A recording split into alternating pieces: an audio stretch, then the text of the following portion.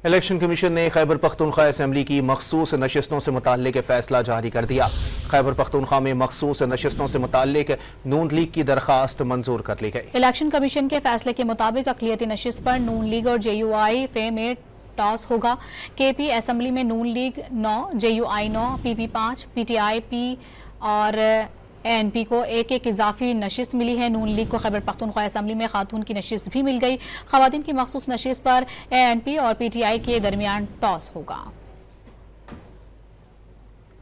Election commission ने Khyber Pakhtunkhwa assembly की मखसूस नशिस्तों से मुताल्लिक फैसला जारी कर दिया।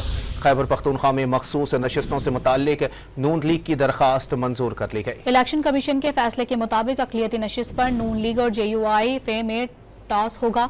KP असम्बली में नून league 9, JUI 9, PP 5, PTI P और ANP को एक इजाफी नशिस्त मिली है। नून लीग को खैबर पख्तूनख्वा असम्बली में खातून की नशिस्त भी मिल गई। खवातीन की मखसूस नशिस्त पर ANP और PTI के दरमियान टॉस होगा।